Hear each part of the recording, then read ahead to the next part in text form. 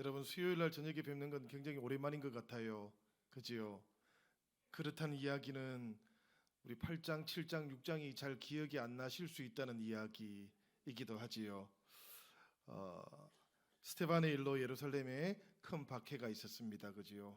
그래서 예루살렘에 있던 이제 그리스도인들 그 가운데에서도 특별히 이제 그 비유대인 계열의 그리스도인들이 더 심하게 박해를 받고 쫓겨나게 됩니다. 그래서 이 비유대계 이제 그 집사들이지요. 이 집사들이 예루살렘을 떠나서 전도를 하게 됩니다. 그 결과적으로 우리가 보면 빌립은 그때 이제 예루살렘을 떠나서 간 곳이 어딘가 하면 사마리아였다 그러지요.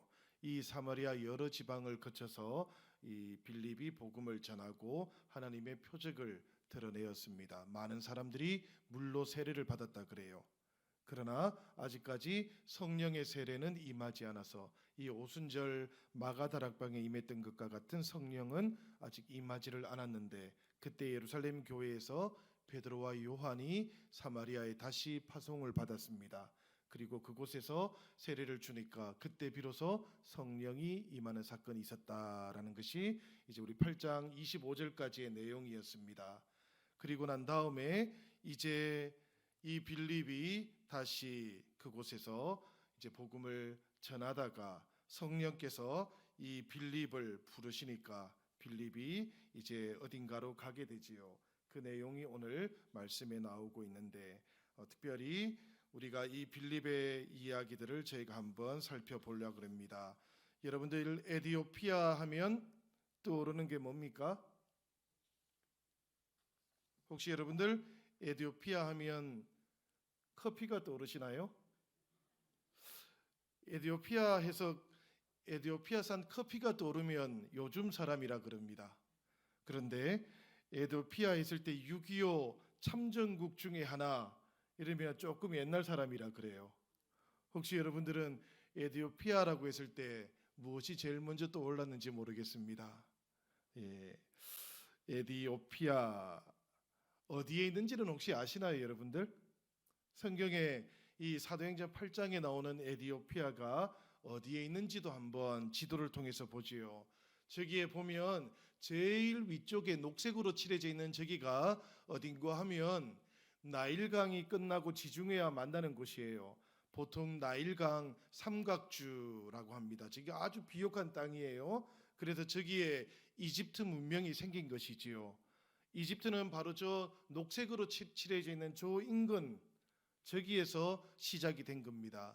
저 사이에 있는 긴 강이 하나 있지요. 저 강의 이름이 뭘까요? 저 강 이름이 나일강입니다. 그래서 이집트를 그 관광을 가시면 저 나일강을 따라서 크루즈를 해가지고 지중해까지 올라가는 거예요. 저 사이에 보면 왕들의 계곡이 있어가지고 고대 이집트 왕들의 이제 무덤이 있고 미이라가 있고 그런 겁니다. 그런데 저 나일강을 따라서 이렇게 쭉 오다가 보면 저 아래쪽에 조금 보니까 쿠시라고 되어 있는 곳이 있지요. 이 쿠시가 어느 나라인가 하면 우리 성경에서는 구스라고 그렇게 번역이 되어 있어요. 이 구스가 요즘 나라 말로 하면 에디오피아인 겁니다. 그러니까 이 구스 땅, 이 에디오피아 땅이다라고 생각을 하시면 되는데요. 혹시 성경을 열심히 읽으시고 기억력이 좋으신 분은 이 구스라는 이름을 이미 창세기에서 한번 보신 적이 있으세요? 창세기에서 어디서 보는가 하면 노아의 아들 함이 있잖아, 그죠? 그 함에게 아들이 있는데 그 함의 아들 중에 하나의 이름이 누군가 하면 구스라고 합니다. 그러니까 이 함의 아들은 대부분 다 이 아프리카 지역에 살고 있거든요. 요즘으로 치면 이집트에 사는 이제 자손들, 그 다음에 리비아에 사는 자손들, 그리고 이 에티오피아 지역에 사는 자손들, 그리고 이제 홍해를 건너서 가나안에 사는 족속들, 이들이 전부 다 함의 자손들이에요. 그래서 창세기 10장 6절에 보면 함의 아들은 구스와 미스라임과 붓과 가나안이요 이렇게 되어 있어요. 저기에서 보면 구스가 바로 에디오피아를 말하는 거고요. 그 다음에 미스라임이라는 것은 원래 저 말은 히브리 말로는 동쪽이라는 뜻이에요. 그러니까 동쪽에 있는 족속들인데 저 사람들이 누군가 하면 이집트 사람들을 말하는 거예요. 그리고 여기에 붓이라는 사람이 있는데 이 붓은 어디를 가리키는가 하면 이집트보다도 좀 더 이제 서쪽에 있는 리비아를 가리키는 겁니다. 그리고 가나안은 우리가 알고 있지요, 그죠? 이 가나안족을 가리키는 것이고요. 그러니까 처음부터 이 구스가 이미 등장하고 있다라는 것도 기억을 하면 좋겠습니다. 이 에티오피아의 국교가 뭘까요, 여러분? 지금 이 아프리카에 있는 에티오피아의 국교가 뭘까요? 국교가 기독교예요. 아프리카니까 무슨 저 샤머니즘 믿을 것 같잖아요. 근데 에티오피아는 그 국가 형태는 연방 공화국, 우리나라도 공화국이지 않습니까? 그죠? 대한민국은 헌법 제1조가 민주공화국이다 아닙니까? 마찬가지로 에티오피아도 연방 공화국이에요. 그리고 그 나라의 국교가 기독교고요. 그런데 기독교인데 그 중에서도 에티오피아 정교회가 가장 많은 수를 포함하고 있습니다. 물론 종교의 자유가 있어요, 이 나라는. 그래서 저희가 좀 찾아보니까 에티오피아는 정교회가 43.5%, 그리고 개신교가 18.6%, 그리고 가톨릭이 0.7%, 이렇게 기독교 인구가 있습니다. 그 다음에 이슬람도 꽤 많아요. 한 33% 정도가 이슬람이고 그 외에도 전통 종교가 2.6% 정도 있다 그럽니다. 이 에티오피아가 전체 인구가 얼마나 되는가 하면 지금 9,300만 정도 된답니다. 그러니까 우리가 남북한 인구를 포함 합친 것보다도 더 많지요, 그죠? 굉장히 큰 나라입니다, 여러분. 지금 이 지구상에 있는 나라들 중에 인구가 1억이 넘는 나라가 그렇게 많지 않습니다. 그래서 이 9,300만 정도 되는 공화국을 이루고 있는 나라는 굉장히 그래도 자리가 잘 잡혀 있는 그런 나라예요. 에티오피아도 그런 나라라는 이야기고요. 그 가운데 대략 한 4천만에서 4,500만 정도 되는 인구가 이 에티오피아 정교회라고 합니다. 정교회 교인이라 그래요. 그러니까 굉장히 많습니다. 그죠? 우리 대한민국보다도 복음이 더 많이 전해진 나라라고 보면 되겠습니다. 실제로 개신교 인구까지 다 합치면 얼추 한 6천만이 넘습니다. 그러니까 굉장히 복음이 잘 전해진 그런 나라인데요. 이 에티오피아 정교회 교회 홈페이지에 들어가 보면 여러분 교회 역사가 나오거든요. 이 교회 역사가 나오는데 에티오피아 정교회의 시초가 누군가 하면 누굴까 여러분? 오늘 성경에 나오던 이분입니다. 에티오피아 내시. 이분이 에티오피아 정교회의 출발이에요. 그 교회 역사에 그렇게 되어 있습니다. 그러니까 이 빌립을 통해서 복음을 전해받은 오늘 성경에 나오는 에티오피아 내시라는 이분에게 복음이 전해진 것은 엄청난 사건이었다라고 생각하면 되지요. 왜냐하면 에티오피아에 지금 6천만이 넘는 사람들에게 복음이 전해지는 큰 역사가 일어났던 것이거든요. 그만큼 엄청난 사건을 다루고 있는 것이 오늘 사도행전 8장 26절 이하에 나오는 말씀이다. 그렇게 생각하면 됩니다, 여러분. 이제 우리가 오늘 말씀으로 조금 더 들어가 보려고 그러는데요. 사도행전 8장 27절을 우리가 같이 한번 봉독해 보도록 하겠습니다. 다 같이 시작. 에티오피아 사람 곧 에티오피아 여왕 간다게의 모든 국고를 맡은 관리인 네시가 예배하러 예루살렘에 왔다가 돌아가는데, 이 이야기의 시작은 이렇게 되어 있는 거예요. 이 에티오피아의 관리, 아주 고위직 관리였습니다. 이분이 예루살렘에 예배를 참석하기 위해서 갔다가 지금 다시 고향으로 돌아가고 있는 길이었다 그래요. 에티오피아 연방공화국, 제가 조금 전에 말씀을 드렸는데 예수님 당시 이 신약 시대 때는 에티오피아는 지금보다도 영토가 훨씬 더 넓었다 그럽니다. 여러분 지금 대략 영토를 한번 우리 지도를 통해서 한번 볼까요? 우리 한번 보시지요. 저기에 보면 에티오피아가 보입니까, 여러분? 저기에 장화 모양으로 있는 저기에 사우디아라비아입니다. 중간에 있는 거, 그죠? 그 건너편, 저게 홍해거든요. 저 홍해 건너편에 보면 에티오피아가 있지요. 그 에티오피아 위에는 에리트레아라는 나라가 있는데 저 나라하고는 사실은 나누어진 게 얼마 되질 않습니다. 이 20세기에 나누어졌어요. 그러니까 원래는 에티오피아 한 나라였고 예수님 당시에는 그 위에 있는 나라가 어디죠, 여러분? 수단이라는 나라가 있지 않습니까? 저 수단이라는 나라의 영토까지 포함해가지고 수단과 에티오피아를 다 합쳐서 뭐라고 불렀는가 하면 쿠시라고 불렀던 거예요. 그러니까 구스 땅이 지금보다도 훨씬 더 넓었다라는 그런 이야기예요.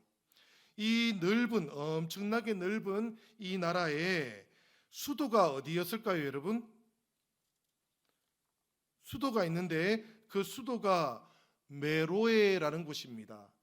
이 메로에라는 곳은 지금은 에티오피아 영토가 아니고 수단이라는 땅의 영토예요.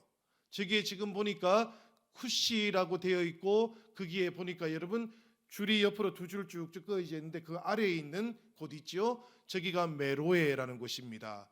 그러니까 그 당시에 구스 땅의 수도가 저 정도 위치에 있었다라는 거예요. 저기에서 제가 이제 여러분들한테 한번 여쭤보지요. 저기에서 예루살렘까지 가려면 얼마나 걸릴까요? 지금 가려면 얼마나 걸릴까요? 수단에 지금 메로에라는 도시가 있거든요. 저기에서 예루살렘까지 가려면 얼마나 걸릴까? 사실 제가 구글로 검색을 오늘 해봤습니다. 얼마나 걸릴까 해보니까 거리가 2478km예요. 자동차로 106시간이 걸립니다. 그런데 이건 홍해를 페리오를 타고 자동차를 싣고 갔을 때 그런 거예요. 제가 경로를 쭉 찾아보니까 그래요. 자동차로 가기는 가는데 홍해를 건너가야 되는 거예요. 거기 페리오를 타는데 자동차를 싣고 건너가도 다시 또 자동차로 가야만 돼. 그게 106시간이에요. 그런데 이 에티오피아 내시가 있던 시절에는 여러분 어떻게 갔겠어요? 말을 타고 가거나 마차를 타고 갔겠지요. 그러면 얼마나 걸렸을 것 같습니까? 그 당시에 정말 열심히 가면 하루에 50km 정도 갔다 그럽니다. 그러면 이 50km 정도 가면 대략 50일 정도 걸리는 것이지요. 그러니까 이 에티오피아 내시는 그 메로에라는 왕궁이 있던 곳에서 예루살렘까지 수레를 타고 마차를 타고 50일을 갔다라는 그런 이야기입니다, 여러분. 엄청난 거리를 갔다라는 것이지요. 이 에티오피아 내시가 예루살렘에 왜 갔을까요, 여러분? 예배를 드리려고 간 거잖아, 그죠? 예배를 유대인들은 언제 드리지요? 예루살렘에 가서 예배 드리는 건 이건 절기 때 가지 않습니까? 그러니까 유월절이나 오순절이나 아니면 장막절, 수장절, 우리가 보통 이제 초막절이라고 하는 그날 가는 것이죠. 아마도 이 에티오피아 내시도 그 절기쯤에 예루살렘에 가서 예배를 드리고 싶었던 것 같습니다. 그 이야기는 이 절기쯤에 유대인들이 예루살렘에 가서 예배를 드리면서 이 예루살렘 성전에서 하나님을 만납니다라는 이야기를 누군가에게 들었다는 이야기예요. 그죠? 이 에티오피아 내시는 유대인이 아니잖아요. 유대인이 아닌 이 사람이 지금 하나님을 만나러 간다라는 것은 이분이 개종을 했거나 유대인으로 개종을 했거나 아니면 개종은 하지 않아서도 유대교의 율법을 따라서 살던 사람이었다라는 이야기입니다. 이 예수님 당시 로마 제국 시대에 유대인들은 이제 예루살렘에 살기만 했던 것이 아니고 로마 제국 전역에 흩어져서 살았어요. 이런 사람들을 가리켜서 이제 유대인 디아스포라라고 그렇게 부르거든요. 이 디아스포라들은 흩어진 곳에서 무엇을 만들고 살았는가 하면 회당을 만들고 살았어요.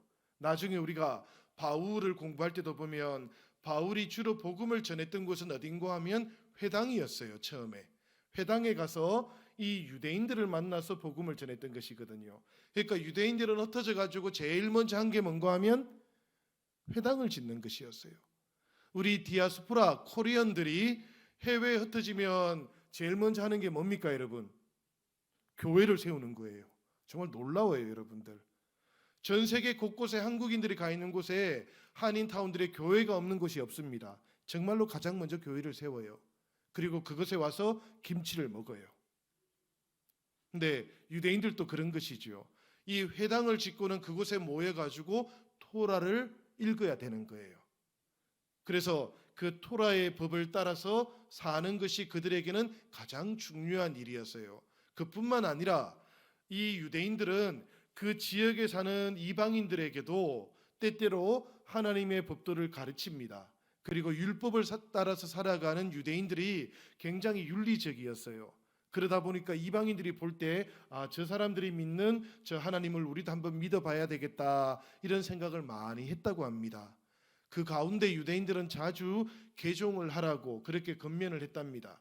그런데 이방인이 유대인으로 개종을 하려면 한 가지를 꼭 해야 돼요. 남자들은 할례를 받아야 되는 거예요.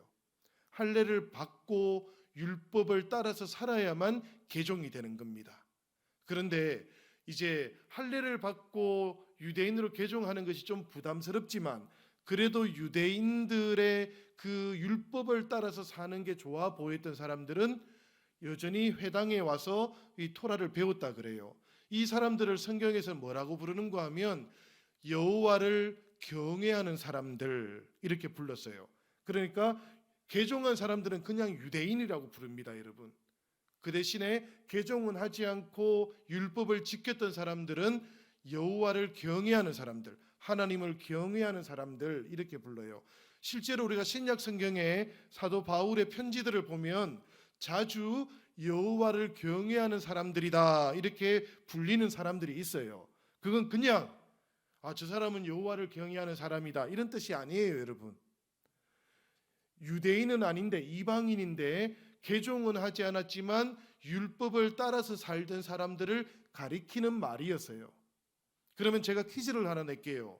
이 에디오피아 내시는 유대인으로 개종했던 사람일까요? 아니면 여호와를 경외했던 사람일까요? 이 사람은 여호와를 경외했던 사람이에요. 이 사람은 신체적인 한계 때문에 할례를 받을 수가 없어요. 그래서 분명히 이 사람은 유대교로 개종을 한 것이 아니라 유대교의 율법을 존중하고 따르던 사람이었던 거예요. 그러다가 유대인들이 절기만 되면 예루살렘으로 가던 것을 보고 자신도 어느 날인가부터 내가 저 여호와 하나님을 만나 보아야 되겠다. 저 예루살렘 성전에 가서 그 성전에 임한다고 하는 여호와를 만나 봐야 되겠다라고 그렇게 마음에 소망을 가졌던 사람인 거예요. 그러다가 어느 때인가 준비를 했던 것이지요. 그리고 이제 성지로 가려고 마음을 먹는 겁니다. 이 사람이 쉽게 휴가를 얻을 수 있었겠습니까? 오고 가는 데만 여러분 얼마나 걸려요? 100일이 걸리잖아요. 그리고 또 명절이 되면 그곳에 머물러 있어야 되잖아요. 그죠? 일주일 있어야 되잖아요. 그러면 못해도 60일은 예루살렘에 가야 돼요. 일주일이면 전부 합치면 110일 정도를 자리를 비워야 되는 거예요. 근데 이 사람이 지금 뭐 하는 사람이라고요?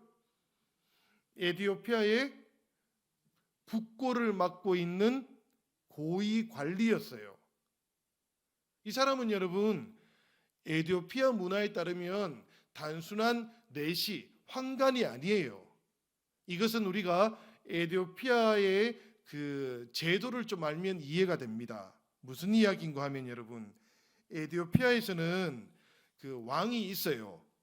그런데 이 왕은 어떤 사람인가 하면 태양의 아들이라고 그렇게 불렸다 그럽니다.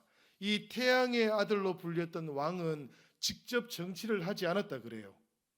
신성한 존재였다 그럽니다. 그래서 주로 제사를 지내는 데 주로 역할을 했다 그래요. 그러면 나라를 실제로 다스렸던 사람은 누구일까요? 오늘 보니까 성경에 누가 다스렸다고요? 에디오피아 여왕이 다스렸다 그래요. 그러니까 이 여왕이 직접 통치를 하니까 이 여왕이 왕궁에서 통치하는 동안에 이 여왕의 밑에서 이제 나라를 함께 다스리는 직분을 가지고 있는 고위직 남자들은 전부 다 거세를 해야 됐던 거예요. 그러니까 단순하게 우리가 알고 있는 동양의 내시 황관이 아니에요. 이 사람들은 실제로 그냥 고위직 관리들이었는데 거세를 해야만 했던 사람들인 거예요. 그러니까 여러분, 이 우리로 치면 이분이 지금 어떤 사람인가 하면 국고를 맡은 관리니까 재무부 장관 정도 되는 겁니다. 재무부 장관이 1년에 3분의 1 정도 나라를 비우는 게 가능하겠습니까, 여러분? 정말 불가능한 일이었겠죠. 그래서 이분이 아마도 오랜 세월 동안 마음에 가지고 있던 그 소망을 그 여왕에게 정말 간곡하게 부탁을 했을 거라고 짐작이 됩니다. 그리고는 이제 때가 되어서 예루살렘으로 가게 된 거죠. 예루살렘에 왔던 이 에디오피아 내시가 예루살렘 성전에 갔다가 만족스러웠을까요, 여러분? 여러분들 짐작은 어떻겠습니까, 여러분? 이분이 예루살렘에 간 다음에 그곳에 가서 정말 좋은 느낌을 받았을까요? 아니면 실망했을까요? 저는 조금 실망했을 것 같아요. 몇 가지 근거가 있는데 우선은 이겁니다. 그 성전에 갔으면 궁금한 걸 물어봤을 거 아니에요. 그러면 평소에 이분이 늘 묵상했던 말씀에 대한 궁금증이 해소가 되었을 거예요. 그런데 지금 우리가 말씀을 보니까 빌립을 만났는데 읽고 있는 말씀이 이해가 되느냐 이렇게 말하니까 뭐라고 대답합니까? 아무도 안 가르쳐 주는데 내가 이 말씀의 뜻을 어떻게 알겠습니까? 지금 이분이 어디에 갔다 오는 겁니까? 성전에 갔다 오는 거 아닙니까? 그 성전에 누가 있어요? 서기관들이 있지 않습니까? 성경의 박사들이 그곳에 다 모여 있는 거 아닙니까? 그런데 그곳에 가서 만족스럽게 해답을 얻고 오질 못하는 것이죠. 그뿐만 아니에요, 여러분. 우리가 신약 성경을 통해서 보면 당시에 이 예루살렘에 있던 이 성전 유대교는 거룩한 종교의 외양은 가지고 있었지만 유대교의 역사 가운데에서는 가장 타락한 모습을 가지고 있기도 합니다. 예수님께서 사실 그 성전에 갔다가 장사치의 소굴을 만든다고 그렇게 비판하기도 했던 성전 유대교였지 않습니까? 이 작은 도시 예루살렘에 정말 수십만의 인파가 몰려들어가지고 혼잡하기 그지없었을 것이고 경건의 모습은 정말 찾아보기가 어려웠을 것이다, 이런 생각이 듭니다.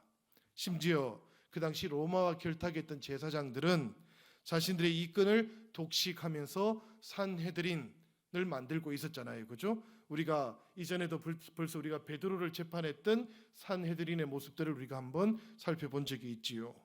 율법학자들도 얼마나 교만했는지 모릅니다. 그들은 늘 말씀에 대해서 물을 때 판에 박힌 이 탈무드의 해석을 그냥 반복해서 알려줄 뿐이었어요. 궁금함을 해결해 주지 않았던 겁니다.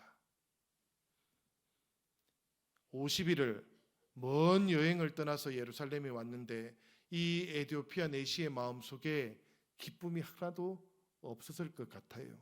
그런 실망한 마음을 안고 지금 어디로 가고 있다가 빌립을 만나죠, 여러분? 성경이 우리에게 사실 에디오피아 내시의 마음이 어떤지를 슬쩍 상징적으로 알려주는 부분도 있어요. 성령께서 지금 빌립에게 어디로 가라고 했습니까? 광야로 가라고 했잖아요. 가사라는 곳으로 가라고 했는데 이 가사라는 곳은 사마리아에서 또 예루살렘에서 남쪽으로 내려오는 길이에요. 이 남쪽으로 내려오는 길은 광야입니다. 광야 길이더라. 성경이 그렇게 말하고 있지요.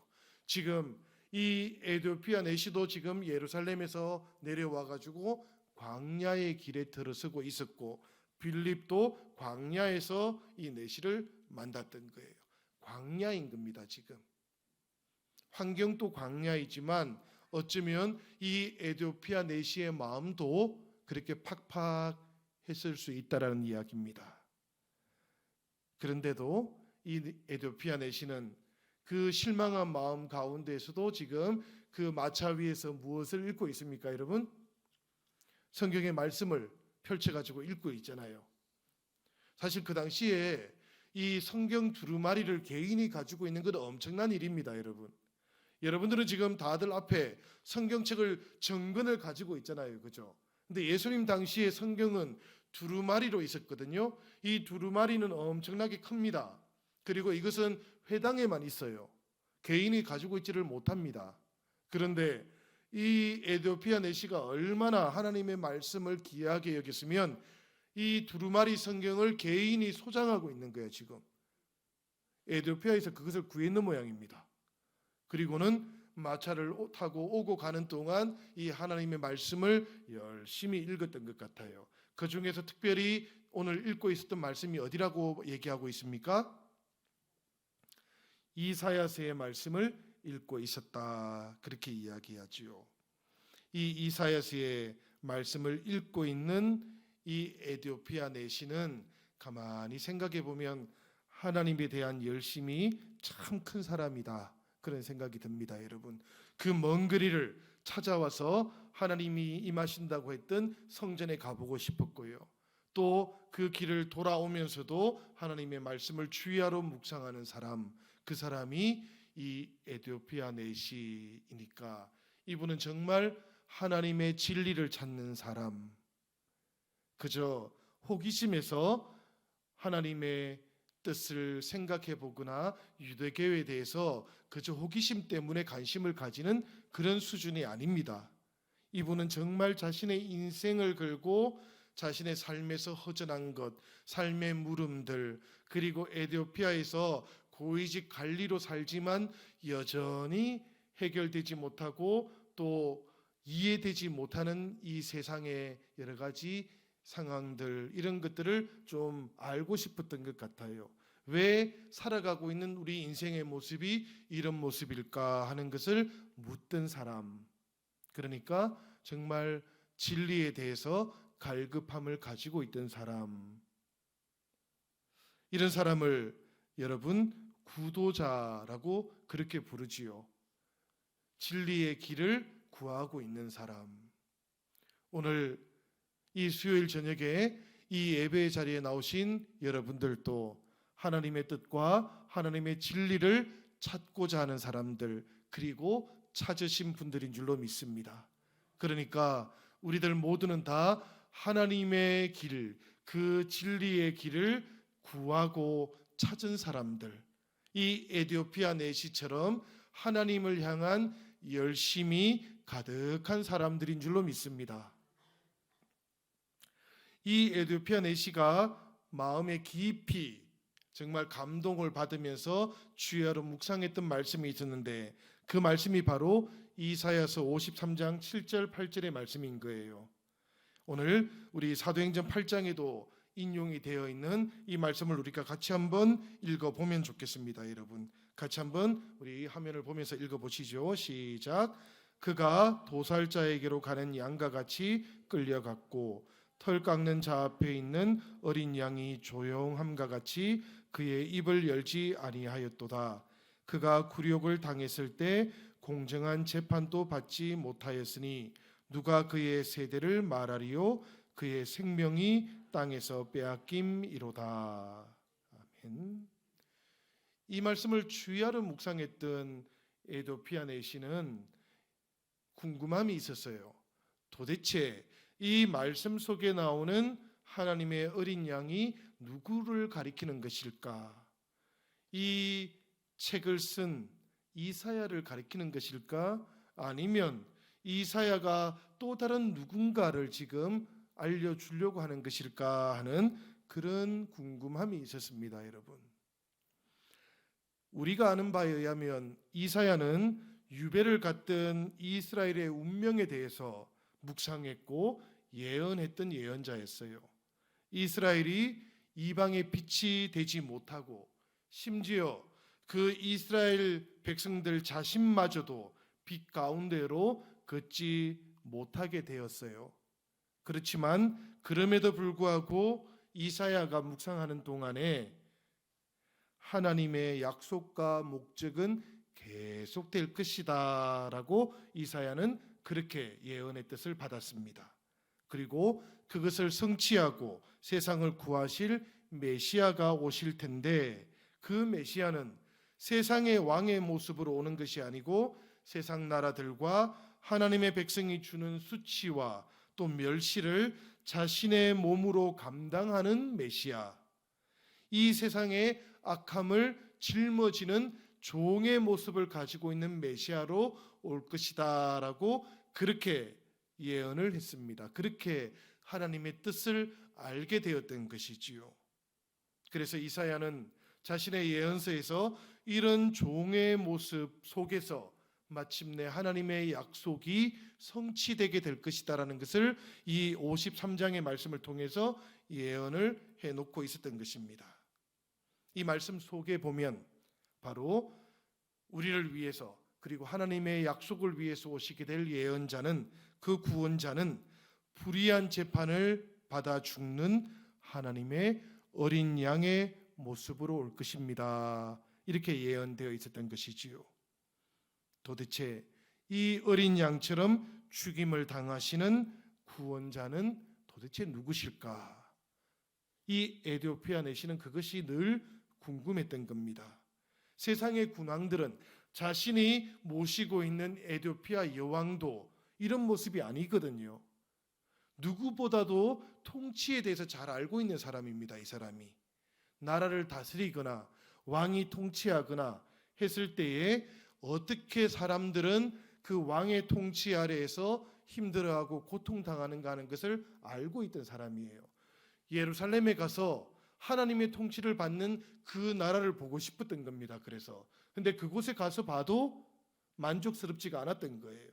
그러니까 도대체 이 세상 속에 있는 우리의 삶을, 우리 인간의 이 운명을 구원해 줄 메시아는 어떻게 오실까? 이 말씀 속에 예언되어 있다고 하는 이 하나님의 어린 양은 도대체 언제 어떤 모습으로 오시는 것일까? 이게 너무 궁금했던 것이죠. 그래서 이 말씀을 묵상하고 있었던 것인데, 그런데 놀랍게도 성령께서 사마리아에 있던 빌립에게 너는 가사로 가거라 라고 그렇게 말씀하셨던 거예요. 그리고 그 가사로 가는 그 길 위에서 이 에디오피아 내시를 만났던 겁니다. 그러자 성령께서 다시 빌립에게 음성을 주시는 거예요. 너는 저 마차 곁으로 다가가거라. 성령께서 그렇게 말씀하신 거잖아요. 말씀을 보면 빌립이 그 내시를 발견하고 다가간 게 아니에요. 성령께서 빌립에게 그렇게 말씀하시는 거예요. 너는 저 마차 곁으로 가거라. 그 마차 곁으로 가는 동안 이 에디오피아 내시가 읽고 있었던 성경 말씀이 바로 이사야서 53장의 말씀이었던 것이지요. 하나님의 어린 양을 통해서 이루어질 하나님의 약속과 성취에 대한 말씀을 읽고 있었던 것인데, 빌립이 성령의 인도함을 따라서 그 곁에 가서 읽고 있는 그 내시의 음성을 들었습니다. 그러자 빌립이 물었던 거예요. 읽고 있는 그 말씀이 이해가 되십니까? 그때 에디오피아 내시가 뭐라고 대답을 했습니까, 여러분? 지도해 주는 사람이 없으니 어찌 깨달을 수 있겠습니까? 에디오피아 내시는 지금 혼자 예루살렘에 갔다 오는 게 아닙니다, 여러분. 재무부 장관이 혼자 가겠습니까? 그 50일이나 되는 먼 여정을 아무런 보호도 없이 그냥 갔겠습니까? 일행이 있었겠지요. 군인이 있었겠지요. 그런데 빌립은 어떤 모습이었을까요, 여러분? 빌립은 지금 예루살렘에서 도망 나온 사람입니다. 그리고 사마리아에 가서 하나님의 뜻을 드러내기는 했지만 그 모습만 본다면 이 빌립의 모습은 흐름하기 이를 데 없었을 거예요. 그런데 빌립이 다가오니까, 그리고 그 말씀이 이해되십니까? 라고 물으니까 에디오피아 내시가 뭐라고 대답합니까? 혹시 이 말씀의 뜻을 아십니까? 마차에 올라와서 이 말씀을 가르쳐 주십시오. 말씀에 열심이 있으니까 이런 거예요. 그죠? 하나님에 대한 열심이 있으니까 눈에 보이는 흐름한 것은 지금 문제가 되지 않는 거예요. 진리를 찾는 사람들은 이런 자세를 가지고 있는 것이지요. 그리고 나서 성경의 말씀은 이렇게 됩니다. 빌립이 에디오피아 내시에게 이 말씀 속에 나오는 이사야 예언의 뜻은 이런 것인데, 이것은 성경에 나오는 여러 말씀들과 이어보면 이런 의미가 있고요. 이것이 지금 저 예루살렘에 오셨다가 십자가에 달려 죽으셨던 나사렛 예수를 가리키는 것입니다 라고 그렇게 설명을 해 주었습니다. 그러자 이 에디오피아 내시가 그 모든 궁금함이 해소가 되었다 그러잖아요. 그때 빌립이 가르쳐준 내용이 이렇게 짧은 얘기는 아니었을 겁니다. 많은 설명과 경험과 빌립이 직접 체험한 그 모든 은혜를 함께 나누는 그런 나눔이었겠지요. 그 나눔을 통해서 에디오피아 내시는 주님을 만나게 된 겁니다.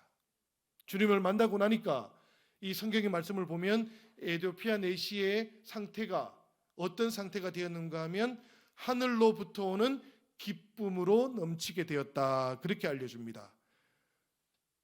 하나님을 열심히 찾은 사람, 그리고 마침내 하나님의 응답을 받은 사람, 해답을 발견한 사람의 상태는 기쁨이라고 그렇게 알려주고 있는 거예요. 사랑하는 여러분, 여러분들도 하늘로부터 오는 그 기쁨이 있으십니까? 예수 그리스도 그분이 우리 인생의 해답이라서 우리가 가지게 된 그 기쁨으로 날마다 충만하시기를 바랍니다. 성경의 말씀 속에는 이런 것이지요.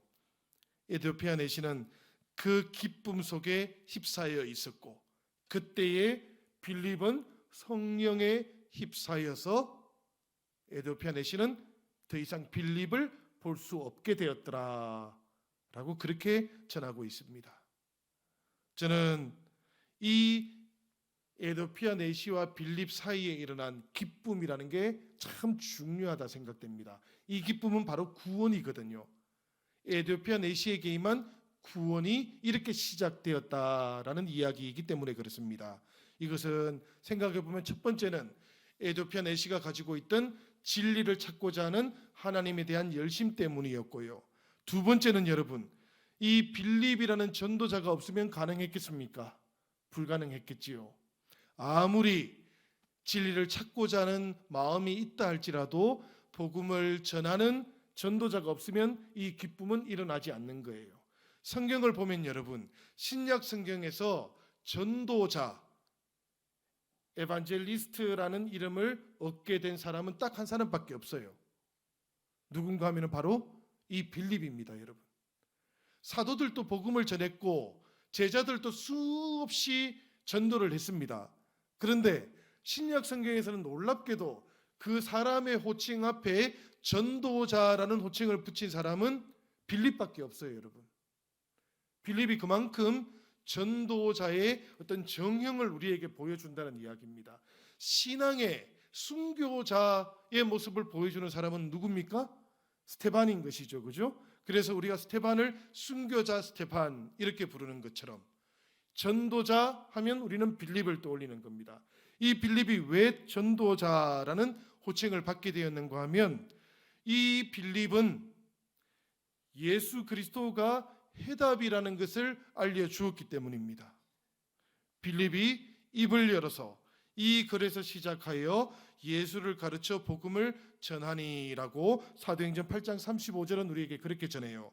이 글이라는 게 뭔가 하면 에디오피아 내시가 읽고 있었던 이사야서 53장이거든요.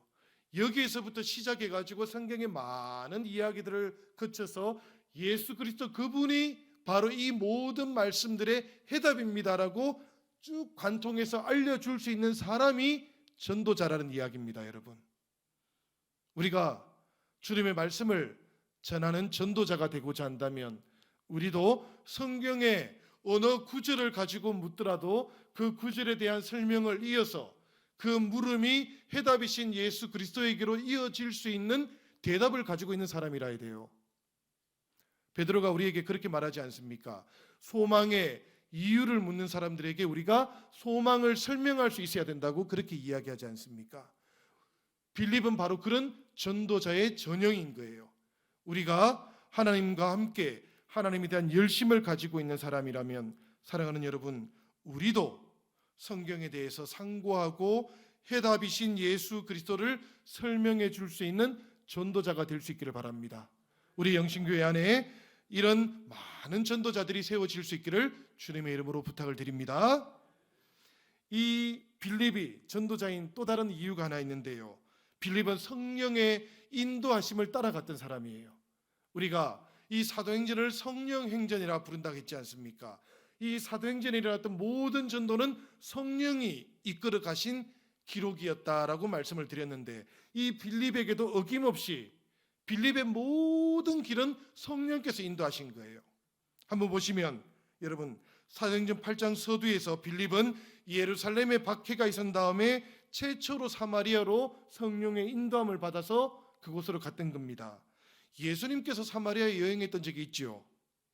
그리고 또 예수님께서 성천하실 때에도 이 예루살렘과 유대와 사마리아와 땅끝까지 복음을 전하라고 말씀하기는 했는데, 그런데 유대의 제자들은 아무도 사마리아에 가려고 하지 않았어요.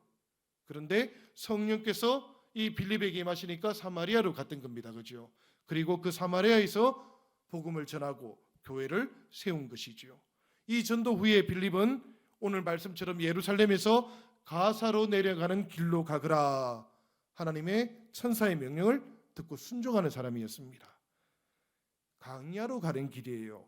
이 광야로 가는 길을 순종하니까 성령께서는 그곳에서 에티오피아 내시를 만나게 하셨고, 그들을 통해서 에티오피아, 제가 아까 정교회하고 개신교를 합쳐서 지금 몇 명이라고요? 기독교 인구가 6천만이 넘는다고 했습니다. 그죠? 이 놀라운 복음의 역사를 일으켜 주신 것이지요.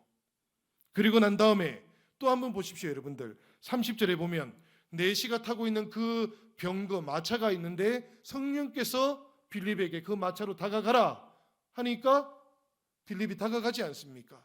다가가니까 성령께서 이번에는 에티오피아 내시의 마음도 변화시키는 것이죠. 그 흐름한 빌립이지만 그 빌립의 가르침을 받기 위해서 마차로 올라오라고 이 모든 일을 성령께서 주관하는 겁니다. 그리고는 최초로 이방인 전도가 이루어지는 거예요. 여러분, 우리는 성경 속에서 이방인 전도를 가장 잘했던 이방인 사도를 누구라고 기억하고 있습니까? 사도 바울이잖아요. 사도 바울을 이방인의 사도라고 부르는데, 그런데 최초로 이방인을 전도했던 사람은 사도 바울이 아니에요. 바로 이 빌립입니다. 이 빌립이 아프리카 사람 에티오피아 내시를 전도했던 겁니다. 이 모든 일은 주의 영이 빌립을 이끌어 갔기 때문에 일어난 일이었다고 사도행전은 우리에게 기록하는 것이지요. 그 다음에 빌립은 아소도라는 곳으로 갔다 합니다. 이곳은 블레셋 땅이에요. 그리고 그 다음에 가이사라로 가라고 했다 합니다. 이 가이사라는 로마 총독의 관저가 있는 곳이에요. 그곳에서 빌립은 복음을 전하는 일생을 가졌다는 겁니다. 이 말씀들을 보면 빌립은 참으로 성령의 인도함을 받았던 전도자였습니다. 성령의 인도함을 따라서 온전히 순종했기 때문에 성경은 이 빌립을 기억하면서 이 사람은 전도자라는 이름에 합당한 삶을 살았다고 그렇게 우리에게 알려주는 것이지요. 사랑하는 여러분, 성령의 인도함을 받아서 보냄을 받는 모든 곳에서 복음을 전하는 전도자가 우리 영신교회 성도님들이 되시기를 바랍니다. 그래서 정말 우리 공동체 안에 이렇게 복음을 전하는 전도자, 하나님을 향한 열심으로 가득한 전도자가 많이 세워져서 주님께서 복음을 전하기 원하실 때 우리가 응답하고 나아갈 수 있는 그런 우리 영신교회가 되기를 주님의 이름으로 축원합니다. 우리 같이 기도하도록 하겠습니다.